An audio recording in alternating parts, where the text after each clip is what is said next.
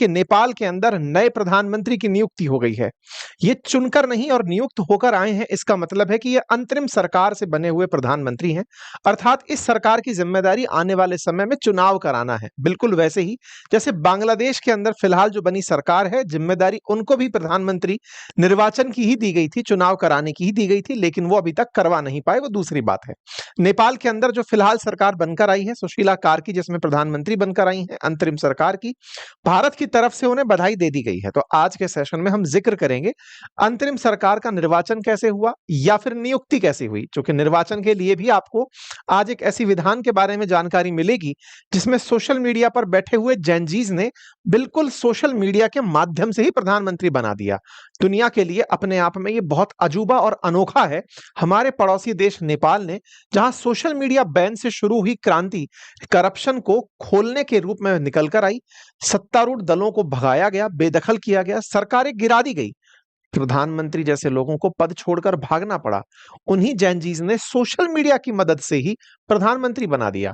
जो प्रधानमंत्री बनाए गए हैं, इनका निर्वाचन ना ईवीएम से हुआ ना वोट पत्र से हुआ, यहां पर निर्वाचन का एक एप्लीकेशन यूज किया गया। आज उसका भी हम आपके साथ जिक्र करेंगे।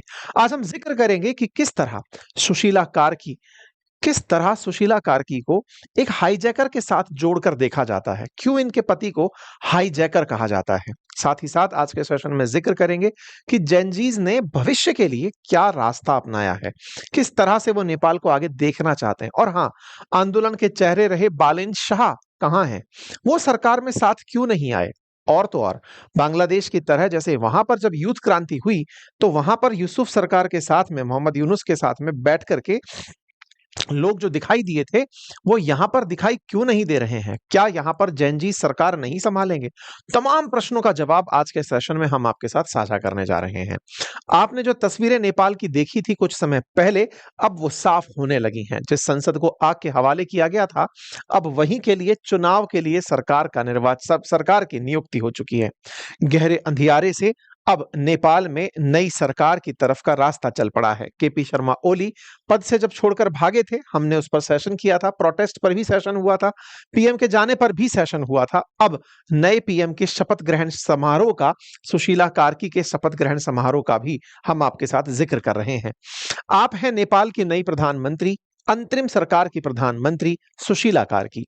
आप पूर्व में चीफ जस्टिस ऑफ नेपाल रह चुकी हैं। चीफ जस्टिस से लेकर अब तक आप जनता के दिमाग में कैसे छाई रही, ये आज के विषय में चर्चा का विषय बना रहेगा। नेपाल के अंदर फिलहाल नेपाल की जो सुर्खियां हैं, वो पूरे देश भर में कुछ इस